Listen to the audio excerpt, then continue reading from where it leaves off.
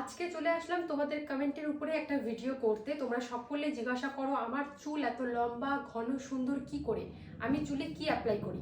আমি কিন্তু আমার চুলে যে তেলটা ইউজ করি সেটাই আগে ফার্স্টে বলি। আমি কিন্তু চুলে নারকেল তেল ইউজ করি, যেটা প্লাস্টিকের বোতলে হয় ব্লু কালারের, তো ওই তেলটাই আমি ইউজ করি চুলে।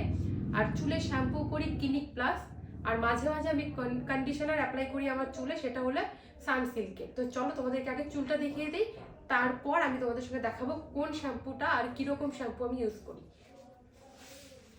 তো দেখো আমার চুল যেরকম লম্বা সেরকম ঘন, আর বেবি হওয়ার পরও কিন্তু আমার চুল এখনো ওঠে না।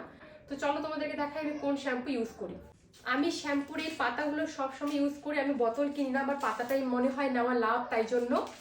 আর আমি এই পাতাগুলো ইউজ করি, মানে সানসিল্কের এই কন্ডিশনারটাই আমি ইউজ করি, আর মাঝে মাঝে ডাবেরটা ইউজ করি, এটাই হচ্ছে ব্যাপার। আর তেলটা আমার হাতের কাছে নেই তাই দেখাতে পাচ্ছি না, তেলটা আমার শ্বশুর বাড়িতে, তাই।